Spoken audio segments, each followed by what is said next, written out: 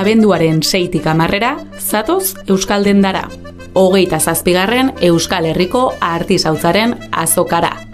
Urtero bezala, euskal produktu bikainak aurkituko ditugu Durangoko merkatu plazan. Goza ezazu gure artisautzarekin daukagun urteroko hitzorduaz, abenduaren 4tik 10 Durangoko Euskal Denda artisau azokan. Informazio gehiago irubebikoitza.euskaldenda.info. Bizkaiko Foru Aldundiaren laguntzarekin.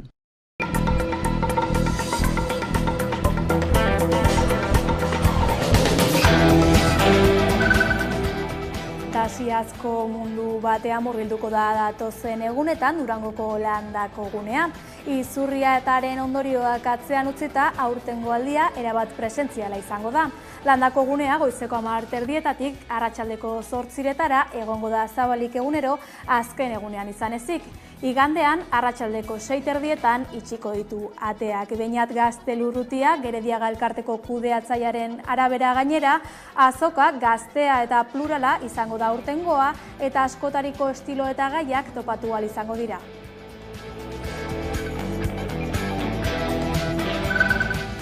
Gabon pauso bat atzera eta beste bat gibelera. Azken urteetan horrela ibili da sehaska azterketak euskaraz pasatu ahal izateko eskubidaren aldeko bidean.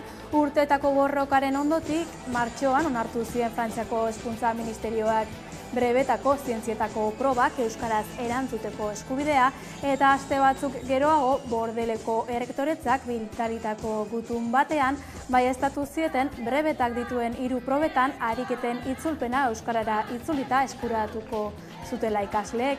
Hala egin zuten azterketa ekainean, baina aurtengo ikasturterako besterik erabaki du Parisek.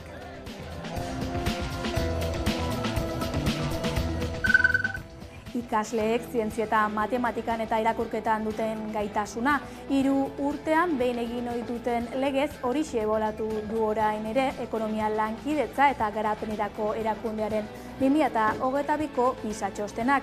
Bereziki matematikarako gaitasuna aztertu du. 2018ko dokumentuarekin konparatuta emaitzetan beherakada orokortua izan dutego Euskal Herriko ikasleek. 15 urteko estudianteen lagin batek ez dute egin zuten examina 2022ko udaberrian eta atzo plazaratu dituzte emaitzak.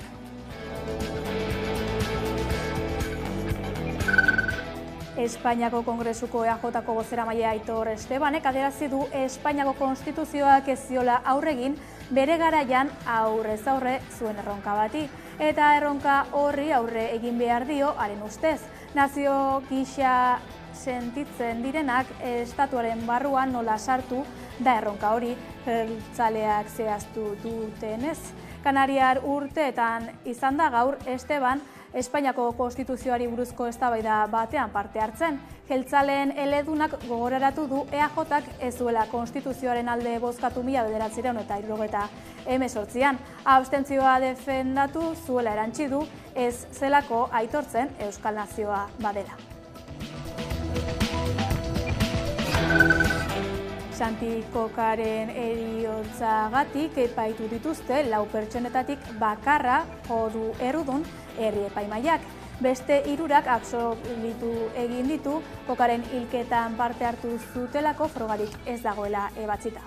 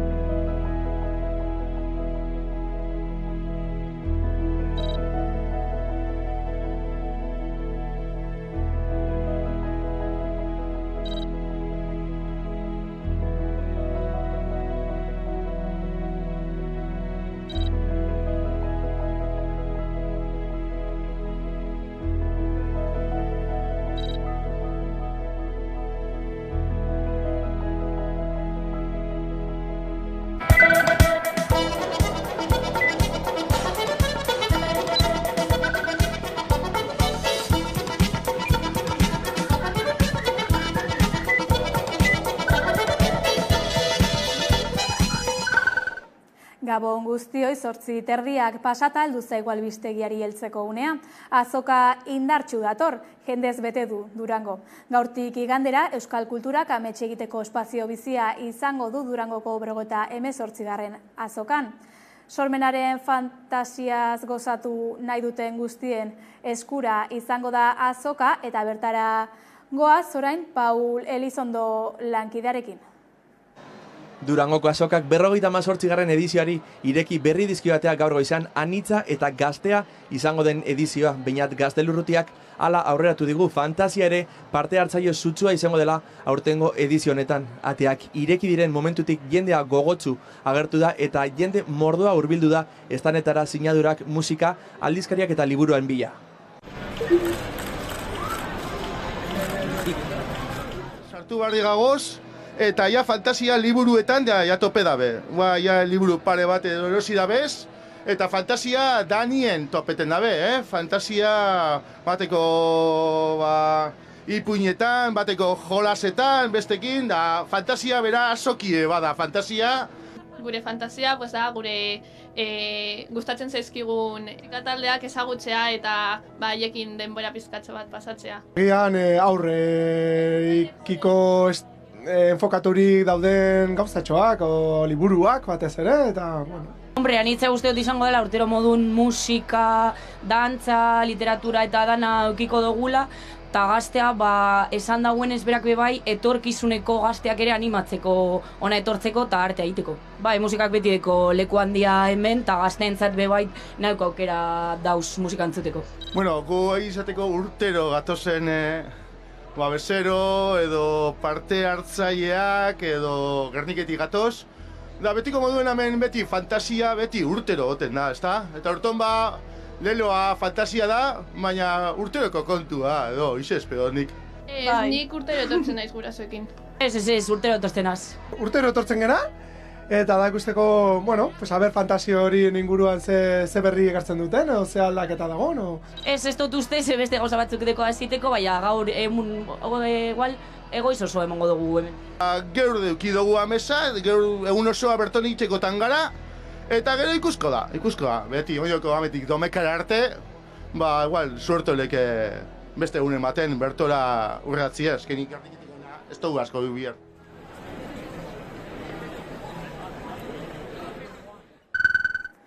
Durangoko azokari jarraipena egingo diogu Hamaika telebistan eta azokaren hasieratik izan dugu Paul Elizondo lankidea bertan. Durangoko azokak 58. edizioari ateak ireki dizkio, hain zuzen ere ate irekieran jende asko ikusi izan da, estanak jendez beteta daude, jende mordoa ikusten ari gara goizerako, eta aurten ere eskuragarri izango dira hainbat musika, aldizkari eta artisten sinadura. Arratsaldeko orduetan arte hemen egongo gara, eta abenduak 10 izango da amaierako eguna.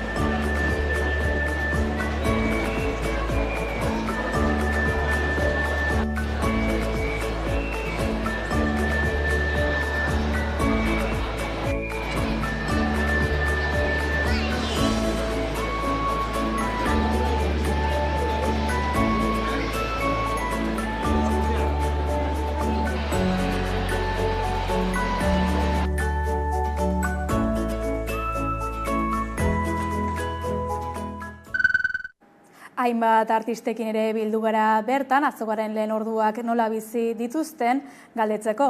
Adi. Bueno, goiza oso ondo doa, jende asko hurbiltzen ari da, eta oso hunkigarria da baita ere. Jendearen sentimenduak entzutea, eta ze historia kontatzen dituzten, zure kantuekin, edo zurekin daukaten harreman virtualetik ere bai, eta niretzat zoragarria da, ez naiz nekatzen hemen egoteaz, eta Azkenean hau da gure arnasa, eta hau da gure bizitza, eta hemen dagoen jendeari esker gara norbait, eta ni saiatzen naiz beraiei aldudan guztia ematen. Bueno, guretzat goize oso politia izeten nahi da, disko berrixekin gatoz aurten azokara, eta, ilusizioek jaigu ez, lehenengo ordutik eta lehenengo momentutik, hilarak eukitzia, zalego eukitzia gurekin eoteko gaukin, eta eix esan disfrutatzen nahi da ez, azkenin urte osun zierrez dugu eukitzen aukeraik gure zalegoekin bertatik berta izketan ekego, eta Durangoko azokik mateigu hortako aukera pixket. Bai, hori da, eta gero espero deuna azokiati da, olaxe jende mordo bat eukitzie estandanetan, jende animatzie, eta hoxe aurrea. Bueno, kaixo, kainakai naiz, hemen, kainakai dendan, Durangoko azokan, ja daramagu goiz guztia hemen, eta egia esan oso pozik, ilusionatuta geunden, ze azken finean, ja etortzea eta guztia politik guztia ilusioa egiten dugu, hainbeste lanaren ostean, eta zer espero dudan? Badaukat gogoak jendearekin egoteko, jendea ezagutzeko, uste dut placer bat dela jendea hurbiltzea eta ezagutzea, eta guretzat artistentzat, polita da izatea harreman hori, eta ez dakit, bai espero dut hemen kideekin gustora egotea, eta ez dakit, beste artista batzuk ezagutzea bai. Artistekin jarraituz, Josune Arakistainekin elkartu da Koldo Otamendi musika zuzenean saioko aurkezlea, entzun. Untza taldeko estanean gaude, Josunerekin, eta urte berezi hau bukatzen denean, azken hitzordu bat izango dugu, untza azkeneko aldiz, zuzenean ikusteko, emanaldi berezi batean, ez? Bai, hori da, otsaiak 3 dakagu Miribilan, eta prestatzen ari gera azkenengo ikituak egiten, kontzerturako azkenengo agur hori emateko dena prestu ukitzeko. 2023 urte berezi izan da, herri askotan despeditu zarete, hasieran talde txikia zinetenean egon zineten herriak, gero jende askorekin eman dituzue kontzertuak, itzule horoiek berezia izaten dira, ikusten ze garapen izan duen taldeak, ez? Bai, egia esan urte berezia izan da, oso politia izan da, baina nostalgikoa, ez? Azkenean agur esatea kostatzen dalako, eta baina aldi berean oso berezia, superrondo pasadeu, izan dira guretzat bereziak talde bezala, disfrutatu ditugu pila bat, eta bain desiatzen gabe azkenengo kontzerturako egia esan. Esan bezala, otsailak 3, azken kontzertua Bilbon, eta dagoeneko sarrera salgai, asko eta asko salduta da, baina oraindik ere, erosteko azken aukerak, eta hemen, Durangon bertan aukera hori, ez? Erakutsi kamarara. Egia esan, ia sarrera guztiak salduta daude, geratzen dira webean oso gutxi, eta jendeak eskatu zizkigun pistakoa gehiago, eta atera ditugu, geratzen dira hau 3 bakarrik, hau geratzen dira, nik uste gazatuko diala, asik nahi baituzue, bisibili eta etorri Durangora. Esan bezala hemen, Durangoko azoka egunetan hemengo estandean, eta otsailaren 3 Bilbon azken emanaldia. Gozatu bideaz eta gozatu azken emanaldiaz. Durangoko azokaren 58. edizioa hasi da gaur, aniztasunak, gaztetasunak eta fantasiak hartuko dute euskal kulturaren erakusleio handiena gaurtik igandera. Izaskun Eiakuriaga, Gerediaga elkarteko kidearekin bildu gara. Kaixo Izaskun. Arratsalde ondan hori, bai. 10 izan date irekiera, esaiguzu nola hasi du lehenengo eguna azokak? Indartzu hasi duela esan neike, ze goizean lehenengoko ordutik gehiago jentea dabil eta jente asko etorri da Durangora, landako guneko pasilloak ikusten duzu orain beteta, eta goizean zehar holantzik izan da, eta gainera ez bakarrik landako gunean aparteko jente asko ibilitala aipatu neike, beraz, hasiera indartzua eukidau Durangoko azokak. Ia, oneri urrengo egunetan. Nobedaderik badu edizio berri honek? Nobedadea izan leiteke aurreko urteagaz konparatuta eta jakingo duzuen oso honezkero online dendarik ez dagoela izango aurtengo edizioak. Aurrez aurreko azoka baten aldeko apostua egin dugu, kostata hartutako erabakia da, baina uste dugu azoka salmenta utz bat baino gehiago dela, gehiago eskaintzen diola bertaratzen danari esperientzia oso bat eskaintzeko asmoagaz antolatu dugu guke azoka, eta hori da, egin dugu, eta nobe askoagaz konparatuta, izango litzateke online azokarik ez dagoala, eta beraz, aurrez aurrekoa izango dela bere osotasunean. Aurrez aurrekoaren erabakia, beste erabaki askoren arteko bat izango zen. Nolakoa izan da azokaren aurre prestaketa?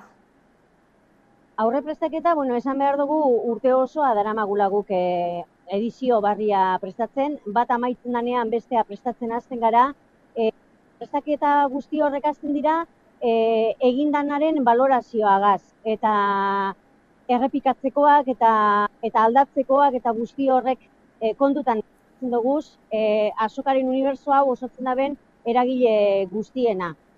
Denekaz batzartzen gara, denekaz konpartitzen dugu gure, guk egiten dugun balorazioa, besteena entzuten dugu, eta behin hori datu guzti horrek eskuetan ditugula, papelean, papel zuri baten aurrean hasten gara hurrengo edizioari begirakoak prestatzen. Orduan, berba asko eta jente askorekin kontrastatuta antolatzen da urtetik urtera Durangoko azoka. Zenbat ekartzen duzue parte prestakuntza horretan? Zenbat eragilek? Ez dakit esaten asko gara. Egunerokoan, Gerediaga elkarteko bulegoan 4 pertsona gara, baina azokaren antolakuntzaren zati potoloena hasten danean, jente askoz gehiago batzen jakula. Igualki batzen doa jentea. Orduan, bildu gaitezke 80 pertsona zuzenean azokara begira lanean, azabetetan batez be, ezke gero ez dira bakarrik antolakuntzan lanean gabiltzanok, hau da, azokaren unibertsoa osotzen erakundeek, osotzen abesle pribatuek, osotzen dabe sortzaileek eurak, musikariek, idazleek, bertora estana erakusmaia ipinita datozen argitaletxeak eta elkarteak eta taldeak. Unibertsoa asko zabalagoa da, naiz da behar bada, holan, zuzenean hartu emon zuzena azokari begira lanean, azken hilabete bietan, 80 pertsona igual, ibili montaje, komunikazio, laguntzaile, honek dakarren ingurumaria guztian. Bai, komplikatua izan behar dela, zalantzarik gabe. Aurtengo egitarauan hitza gaztea eta fantasiaz beterikoa izango dela diozue, zer dela eta? Guk aurten azokaren egitaraua eta antolatzen ibili garanean, eta batez be gure helburuetako bat izan da jente gaztearen gana zuzentzea. Gazteak nahi ditugulako Durangoko azokara, etorkizuneko hartzaileak, kulturzaleak, eurak izango dira. Eta badakigu Durangoko azokak eskaintzen dauela esperientzi bat, gatxadana azaltzen eta behar bada beste leku batzuetan sortzen den giro aurkitzen gatxadala. Horregaitik gaztei dei zuzena egin gura deutziegu azokara etortzeko, azoka gurekin batera bizitzera. Eta gero, anitza da, antolatu ditugun 275 ekitaldietan, eta zenbatu ditugun edo zerrendatu ditugun 950 nobedadeetan, danetariko gaiak, danetariko moduko gustoak, oso, ez dakit, gai oso historikoetatik oso aktualetan. Gazte sortzaile pilo batek egindako eta ekoiztutako lanak izango dira egitarauan eta nobedaden artean. Horregaitik pixkat hori aitatzen genuen, eta oso anitza dela azokan daitekena bai egitarauan artean, eta gero eta gaztea bebadala, ze gaztea asko da sortzen eta kalidade honean sortzen gainera. Bai, gazteak aipatu dituzula, ikasle goiza izango da bihar, lehen hezkuntza eta DBH-zen batxilergo mailetako ikasleak izango dira bertan, eta ikasle portada erronka sortu duzue aurten, ez da? Bai, hirugarrena da, hirugarren urtea da portada erronka sortze egiten dugula, bihar jakingo dugu irabazleak zeintzuk diran, bihar iragarriko dugu, eta bihar ikasle goiza da, horrek ez dago esan gura, goiza, goizan ateak itxita egongo diranik, hau da ikasleentzako bakarrik izango denanik, ez. Gaineranik, dei zuzena, bihar izango da egunik onena Durangoko azoka patxada guztiagaz ikusi gura duenentzako. Ze hor zubi eguna da, lan egun bata, eta dugu bihar oso egun ona izango dela batez be azoka bisitatu gura dauanantzako. Beraz, goizeko 10:00 aurrera ateak zabalik danentzako, ikasle izan, zein ez izan. Gertatzen da, ikasle goizari eutzi gura izan dutzagula, eta tailer batzuk antolatu ditugu, ikastetxe modura edo ikastetxe taldeetan bizitan etorri nahi dutenentzako. Beraientzako antolatu daude, baina bizita zabalik danentzako, edo zeinentzako, goizeko 10:00 ez da zentan ikaslea izan behar edo ikastetxe bateko taldekoa izan behar, bihar goizeko 10:00 aurrera azoka bisitatu ahal izateko. Bai, guztiek parte hartu ahal izango dutela egunero, ezta? Bestela ere, abenduaren 8 eguna gazteei zuzendua izango da. Gazte estandaren 2. edizioa izango da hau. Zein helburu du gazte estandak?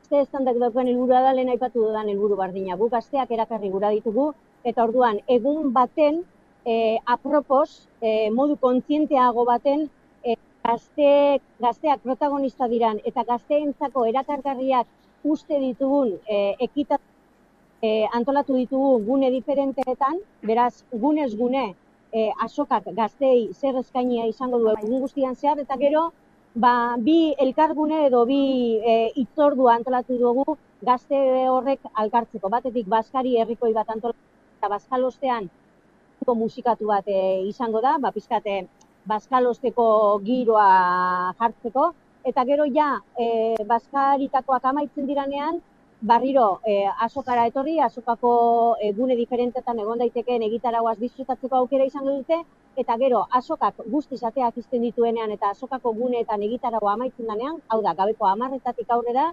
10:00 goizaldeko ordubiak bitarte horretan, kontzertua antolatu dugu hemen azoka landako guneko za honetan, karpa bat eguraldi txarra egongo balitzake, babesteko, euritet babesteko, eta bertan egongo da katu, musika taldeak kontzertua eskatuko dau, eta gero DJ Madarikatuak taldearen, DJ saioa egongo da, dinodanez goizaldeko orduak arte gitxi gora bera.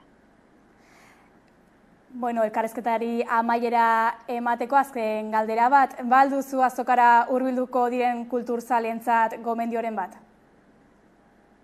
Nik beti gomendioa antzekoa ematen dut. Planifikatuta etorri nahi badozue, azoka.eus, hori da, webgunea, daukazuez urteko nobedadeak, daukazuez nortzuk etorriko diran sinatzen egun bakotxean eta ordu tarte bakotxean nortzuk egongo diran, eta daukazuena da, egitarauaren informazio guztia. Orduan, modu planifikatu baten etorri gura dauanentzako, Durangoko azoka.eus da webgunea. Eta bestelan, beste aukera bat dana, da etorri Durangora, joan guneetara, eta utzi zure buruari harritzen. Mila esker Izaskun Eiakuriaga, Gerediaga elkarteko kidea, gurekin elkartzeagatik, Durangoko azokaran izango gara. Hurrengora arte gonbidatuta zagozie guztiak. Agur ba. Iparraldera joko dugu orain, hezkuntzan sehaskako ikasleek brebetaren galderak frantsesez jasoko dituztela iragarri du Parisek. Frantziar hezkuntza ministerioak gutun baten bidez jakitera eman duenez, brebeta azterketaren frogetako azalpenak frantses hutsean azalduko dira 2024an. Baionan, hezkuntza ikuskaritzak duen egoitzaren aurrean bere haserrea azaldu du sehaskak.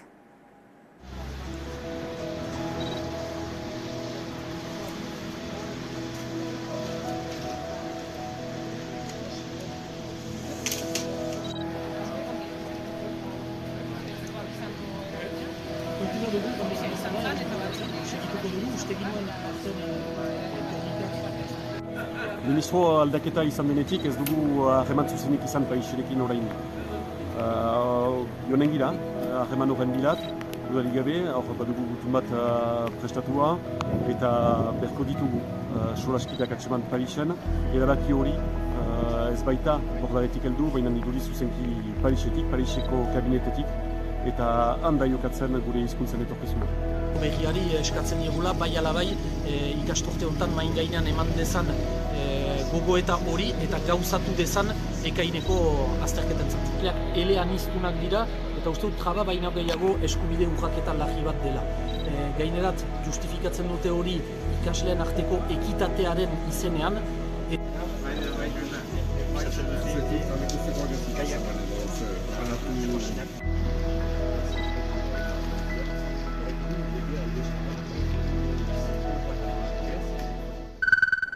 Maila akademikoak atzera egin du mundu osoan, baita Euskal Autonomia Erkidegoan eta Nafarroan ere pandemiaren ondorioz. Herrialde eta Autonomia Erkidego guztiek egin dute atzera PISA txostenak neurtutako adierazle gehienetan. Okerragotze hori pandemiaren ondorioei egotzi diete neurri handi batean txostenaren arduradunek.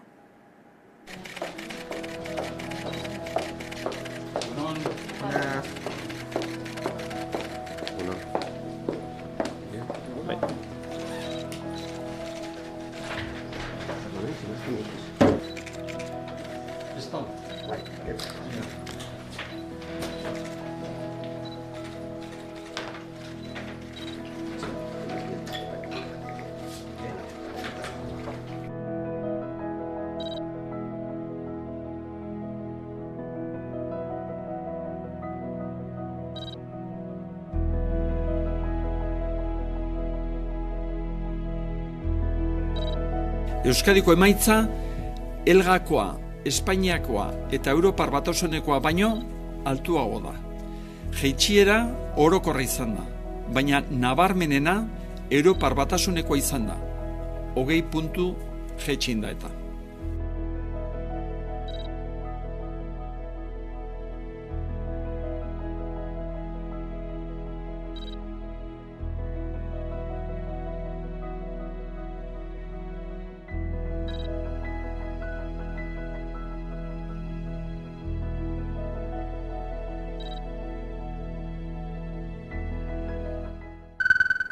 Etorkizunera begira, Bizkaiko Foru Aldundiaren gizarte ekintza sailak berriketa planak aurkeztu ditu. Gizartearen garapen eta ongizatean jarri du fokua, besteak beste, Durangaldean epe luzerako zaintzak behar dituzten pertsonentzako bizitza unitateak egingo dituzte Abadiñon, pertsona hauen bizikalitatea hobetzeko xedez. 2027an ateak irekitzeko asmoa duen zentro berrian 120 plaza eskainiko dituzte. Bizkaiko Foru Aldundia, Bizkaia denontzat. Bizkaiako Foru Aldundiaren gizarte sailak berriketa plan ugari aurkeztu ditu 2023 urteko agendan etorkizunera begira. Bereziki gizartearen garapen eta ongizatea hizpide izanik. Horren baitan, Bizkaiko Foru Aldundiak bizikidetza unitateetan egongo diren 120 plaza dituen egoitza bat egingo du Abadiñon. Hala azaldu dute Elizabete Etxanobe eta Sergio Muriok egoitza berrian 17 milioi euro baino gehiago inbertituko direla azalduz.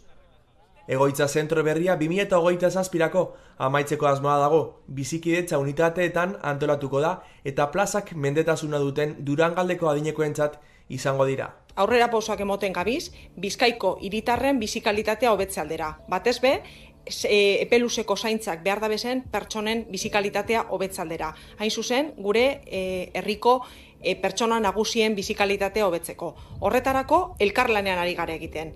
Kasu honetan, Abadiñoko udalari eskartu nahi dotzat, bere lana eta bere inplikazioa, hemen 2027an egoitza barri bat aukiko dugulako. Helburua horixe da, alik eta asistentziena onena emotea Bizkaiko hiritarrei eta kasu honetan Durangaldean bizi diren pertsonen bizitza ere hobetzea.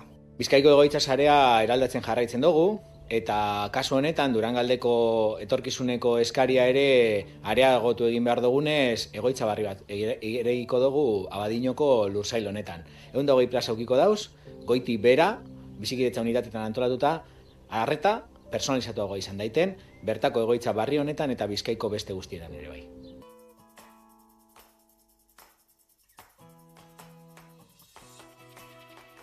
Emakumea Kongresuak 3 egun eta erdiko programa aurkeztu zuen mezu bat indartuz feminismo eta emakumeen eta gizonen berdintasuna funtsezkoak direla aurrerapenerako. Kongresuan hainbat erreferente internazional eta nazional egon ziren hitzaldiak eskaintzen.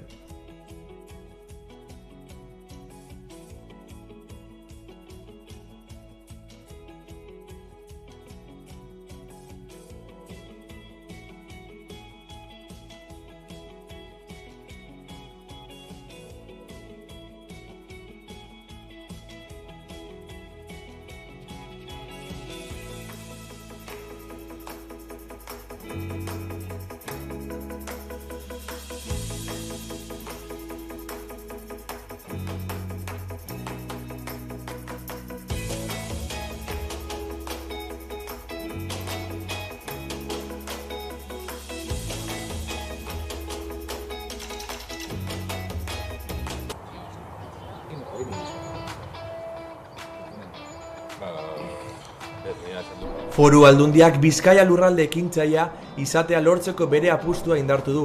Sarekin ekintzailetza sarea sendotuz eta enplegua eta ekintzailetza sortzen laguntzen duten bere programak indartuz.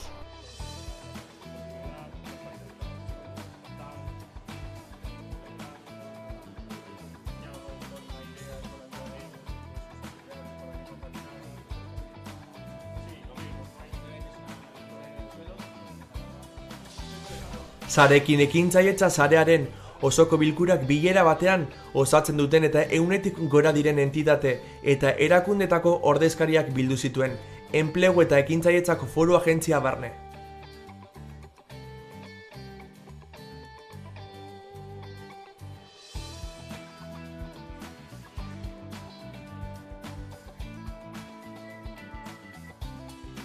Teresa Laespadak enplegua, gizarte inklusioa eta berdintasuna sustatzeko foru diputatuak nabarmendu duenez Sarekin ekintzailetza sarea Bizkaiko ekosistema ekintzailearen eragile guztien arteko topagune eta lankidetzarako gunea da, aliantzak eta konplizitateak ehuntzeko tokia.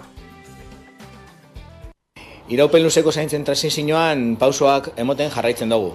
Eta kasu honetan, Leioako kudeaketa zuzeneko zentro honetan, Gufeko zentro honetan, obrak ere hasi ditugu 6 bizikidetza unitate eukiteko eta unitate soziosanitario bat eukiteko.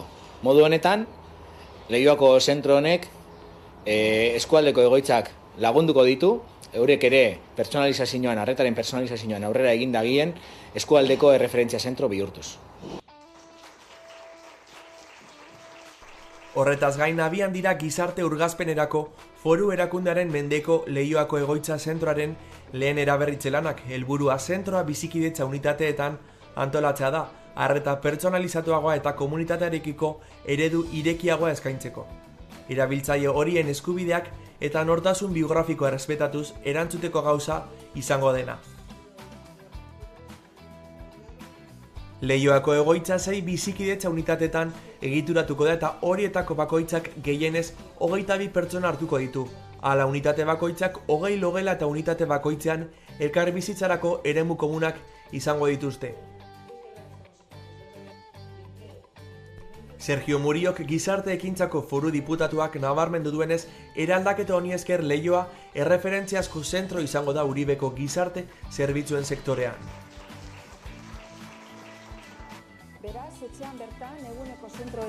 Iaz bezala, aurten ere Bizkaiak iraupen luzeko zainketetako arreta pertsonalizatuko jardunbide egokiak aintzatetzi ditu. Horrela Aldundiak Bizkaian iraupen luzeko zainketak etxeetan, eguneroko zentroetan edo egoitza zentroetan ematen dituzten erakunde publiko zein pribatuak aintzatesteko deialdia ireki du.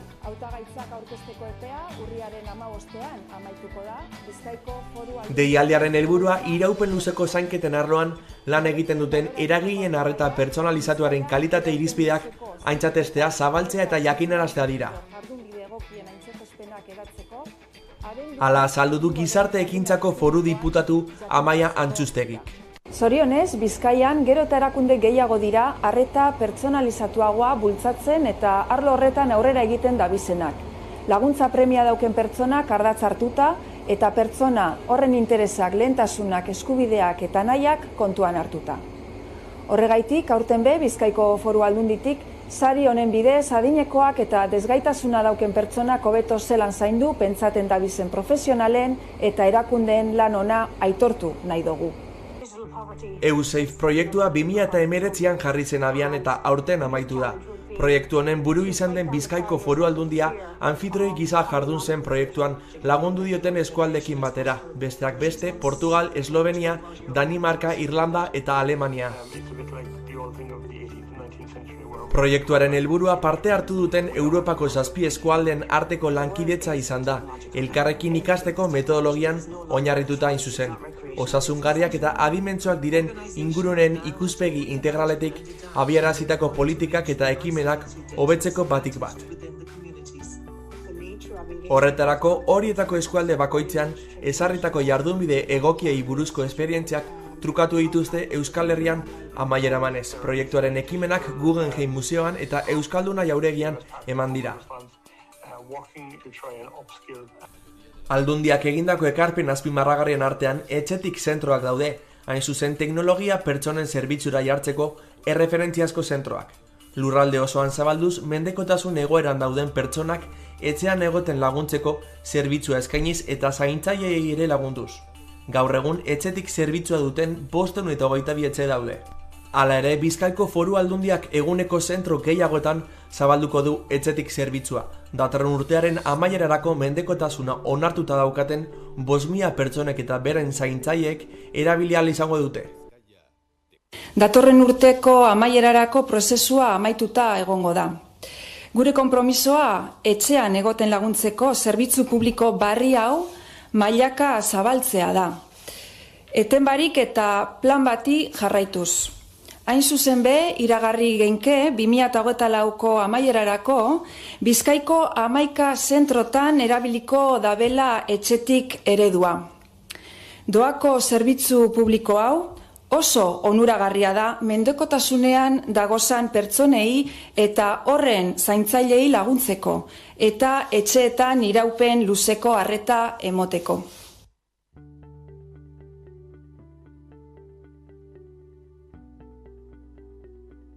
Ogasun eta Finantza Sailaren errenta 2022ko kanpainako zerbitzuen erabiltzaileen iritzia jasotzeko Bizkaiko Foru Aldundiak egiten dituen 8.968 inkesten emaitzen ondorio nagusia da. Inkesta horietan argi geratu da zergadunak geroz eta posago daudela PFS-en aitorpena egiten laguntzeko zerbitzuekin.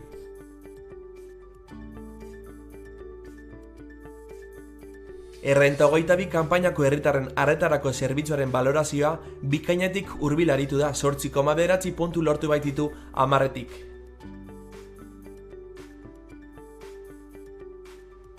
Noto hori ia puntu erdi hobea da 2021ko errentaren kanpainan lortutakoa baino. Telefono bidezko arreta 9,3 eta aurrez aurreko arreta 9,2 ataletan nabarmen gainditu da zergadunek emandako batez besteko nota.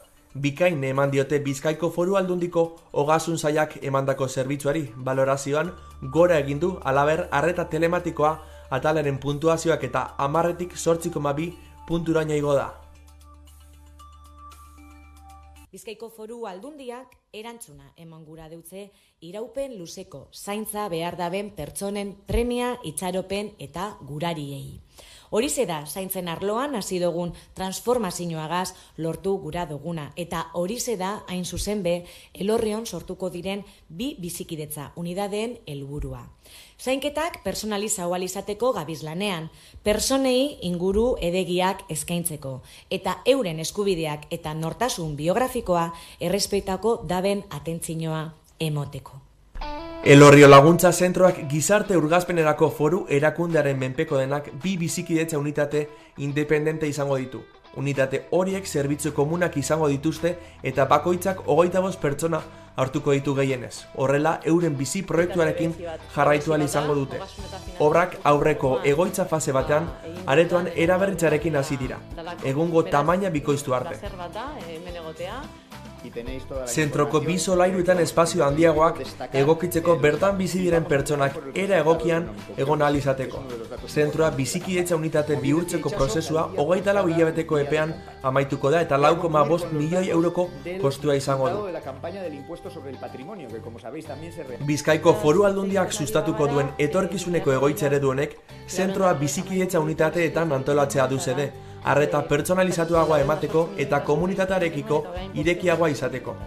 Azterlan honek agerian izten dau, zergadunen gogobete mailak urtez urte gora egiten jarraitzen dauela errenta aitorpena egiten dabenean. Izan be, arreta zerbitzuari emondako batazbesteko nota 8,9 puntukoa da 10etatik. Eta horrek erakusten dau bilakaera positiboa izan dauala aurreko kanpainaren balorazioagaz alderatuta. 8,15 puntukoa izan baitzan.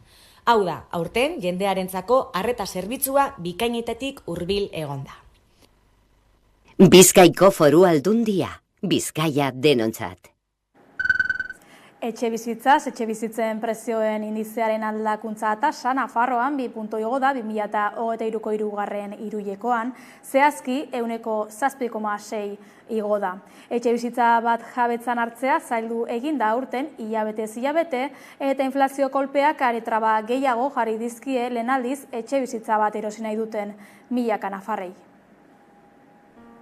Etxe bizitzaren prezioek urte arteko tasa positiboak izan dituzte hirugarren hiruhilekoan Espainiako autonomia erkidego guztietan. Halaxe adierazi du Estatistikako Instituto Nazionalak. Beraiek neurtutakoaren arabera eta horren baitan Euskal Herria kontuan hartuz, Nafarroa lider da etxe bizitzen prezioen goititzean. Bereziki foru komunitatean 7,6 goititu delako prezioa. Etxe bizitza bat jabetzan hartzea zaildu eginda urten, hilabetez hilabete. Inflazio kolpeak aretraba gehiago jarri dizkielako lehen aldiz etxe bizitza bat erosi nahi duten milaka nafarrei. Kreditua azken hamarkadetako erritmo handienean garestitu da eta prezioek gora egiten jarraitu dute.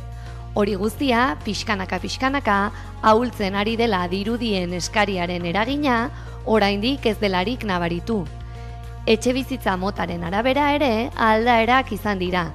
Etxe bizitza berrien prezioen indizearen urteko tasa, 1 eta 10 igo da Nafarroko foru erkidegoan, 13%. Bertzalde, bigarren eskuko etxe bizitzen prezioen indizea, urteko tasan 4,9 goititu da. Aintzineko hiruhilekoan erregistratutakoa baino ia 2,5 puntu handiagoa.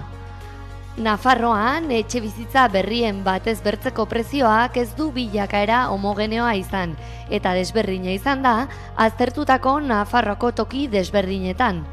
Iruñean errate baterako batez bertzeko prezioa askoz ere gehiago igo da bertze udalerri txikixeagoetan baino, Tuteran erraterako, eta prezio desberdintasunak asko isladatu dira.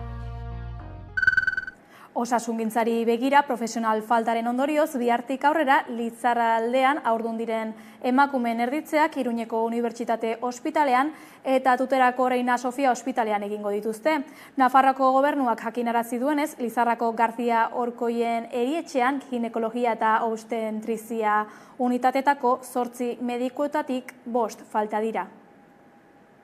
Nafarroako gobernuko osasun departamentuak jakinarazi duenez, gaurtik aintzin Lizarrako osasun barrutiko haurdun dauden eta erditzear dauden pazienteak Iruñako Nafarroako Unibertsitateko Ospitalean eta Tuterako Erregina Sofia Ospitalean artatuko dituzte bederen aldi baterako. Lizarrako Garzia Orkoien Ospitaleak ezin ditu erditzeak aldi baterako bere gain hartu, izan ere ginekologia eta obstetrizia zerbitzua osatzen duten 8 profesionaletatik 5 falta direlako.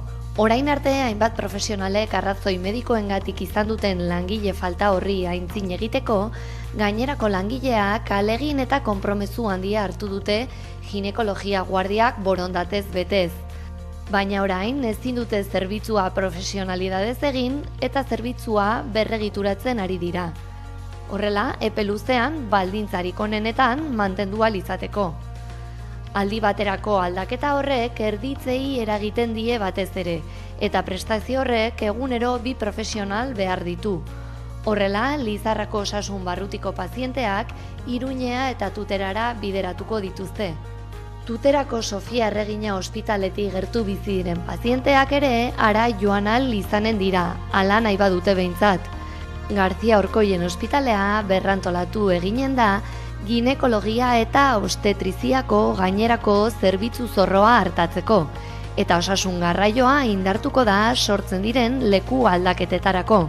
Datorren hilabeterako 25 erditze inguru aurre ikusita daude Lizarra inguruan. Aurten ere tripontzia izeneko zozketa jarri du martxan gure eskuk. Webgunean zein hainbat puntu fisikotan eskuratu daitezke boletoak zein zenbaki osoak. Zozketa urtarrilaren 24an izango da eta guztira 52.000 euro zozketatuko dituzte zenbait saritan banatuta. Sariak sari, tripontzia erosten duen orok ekimenari ekonomikoki burujabea izaten lagunduko dio.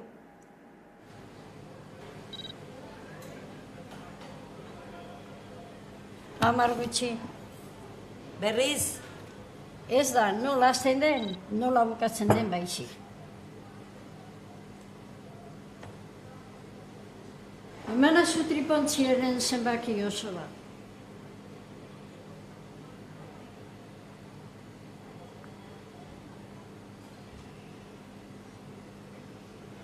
Ez da ilusioa galdu behar, ez da? Ez, egindako bidea eta egiteko dagoena ez da ahaztu behar.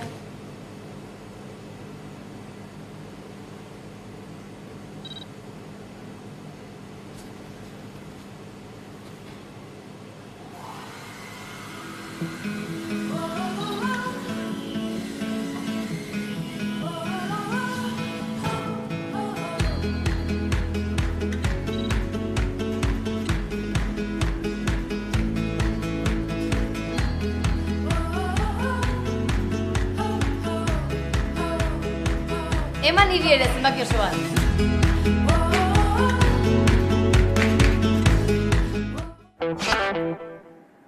Eta ekonomia alorreko kontuei helduta, lan gatazken inguruan greba egun gehiago iragarri dituzte abendurako Bizkaiko eskuhartze sozialean. Hala, lan gatazka askatzeko urratsak emateko exigitu diete patronalei. Era berean, adierazi dutenez, erakundeak egoeraren erantzule nagusiak dira eta horregatik erantzukizuna galdegin diete Eudel Bilboko udala eta Bizkaiko Foru Aldundiari. Bizkaiko eskuhartze sozialeko langileek greba egingo dute abenduaren 21 eta 28an lan hitzarmenaren negoziazioaren blokeoa salatzeko. Sektoreko beharginak haserre daude. Azken 2 urtetako negoziazio mahaietan patronalek entzungor egin baitiete euren aldarri nagusiei. Hau da, soldata hobekuntzei eta lan osasunaren arloko gaiei besteak beste. Bizkaiko eskuhartze sozialeko sektore langileek kaleak okupatuko ditugu berriro greba egun berriak deitzeko. Gaur, gizardatz eta geroan patronalei exigitzen diegu urrengo negoziazio mailan erantzun diezaiatela gure aldarrikapenei. Lan gatazka askatzeko urratsak emateko exigitu diete patronalei. Era berean adierazi dutenez, erakundeak egoeraren erantzule nagusiak dira eta horregatik erantzunkizuna galdegin diete Eudeli, Bilboko udalari eta Bizkaiko Foru Aldundiari. Eudeli eta Bizkaiko Foru Aldundiari arduradun gisa eskatzen diegu beharrezko direzen urratza gatazkari irtenbidea emateko. Bizkaiko eskuhartze sozialeko langileen egoeraren berri emateko eta lanuzteak iragartzeko protesta egin dute gizardat patronalaren egoitzaen atarian.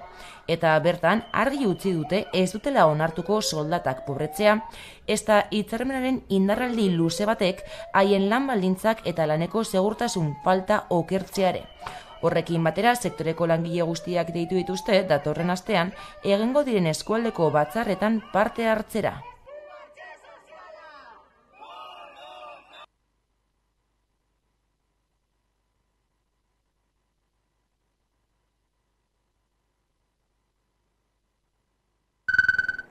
Gizarte ekimeneko langileek greba egun ziklo berria abiatuko dute abenduaren 11tik 15era. Gizarte ekimeneko langileek greba ziklo berria abiatuko dute abenduaren 11tik 15era. Negoziazio maila azaroren 27an bildu zen patronalek deituta. Hala irakasleen ordezkariek uhartarazi dutenez, patronalek ez zuten proposamenik eraman. Etzen izan inolako proposamenik edo inolako edukirik, baizik eta planteamendu bat urtarrilaren 15aldian biltzeko berriro eta aldarrikatzen ari garen edukietako batzuei bakarrik heltzeko aukerarekin, ezta? Ikasturtea hasi zenetik, birritan eskatu dizkiote Jaurlaritzako hezkuntza sailari bilerak eta bigarrenean lakoak onartu du. Hala, abenduaren 5ean batzartuko dira. Izan ere, sindikatuen esanetan Gasteizko gobernuak badu erantzunkizunik gatazkan. Hau da, hezkuntza sailak badu hezkuntza sistema osoan ardura bat, hezkuntza sailak eskola hauei bideratzen dien finantzaketan, finantzaketa hori gardena dela kontrolatzeko bete beharra dauka, eta aldi berean eskola hauetan lan egiten duten langileen lan baldintzak egokiak direla bermatzeko ardura ere badauka. Hala, lan gatazkan parte hartzea aktiboa exigitu diote Jaurlaritzari. Dagoeneko 4 greba egun egin dituzte eta datorren asterako beste 5 deitu dituzte. Eta hitzarmena berritu ezean, urtarrilean protestak areagotuko dituztela iragarri dute. Abenduan ditugun 5 greba egunen ondoren, ez baldin badago edukirik eta ez baldin badago proposamenik eta ez bada posible adostasun batera iristea, urtarrilean greba dinamika intensifikatu egin beharko dugula eta indartze batera joan beharko dugula. Eta ekonomia alorrean, azken albiste bat, Fortuna Handiak zergapetzeko akordioa egin du Elkarrekin Podemosek, EAJarekin eta PSrekin. Tasarik handiena 14,5 milioitik gorako fortuna dutenei aplikatuko zaien. Zergak erreformatu beharra dagoela nabarmendu du Elkarrekin Podemosek.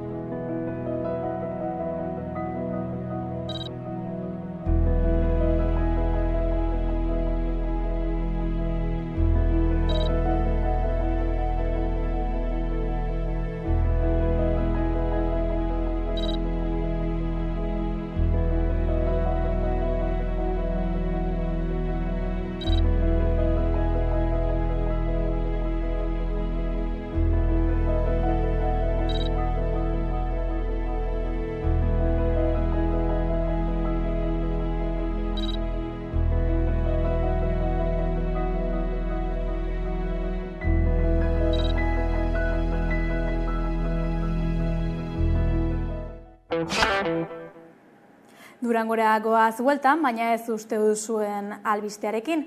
Durango eta Australia lotzea helburu horrekin, Durangoko Kurutze Santu Museoak iraganera bidaiatuko du 40. hamarkadako eta 60. hamarkadako herrialde ozeanikora joan ziren euskal emigranteak omenduz.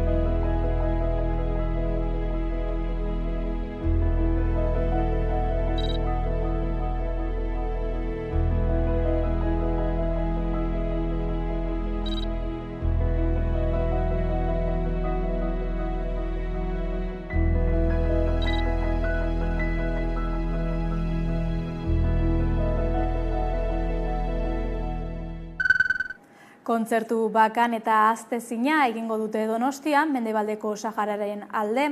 Saharari kantari diskoan parte hartu dute musikarietako zenbait arituko dira Kurtxalean, abenduaren 22an Sahararen kultur ondasunak gordetzen laguntzeko ikuskizunean.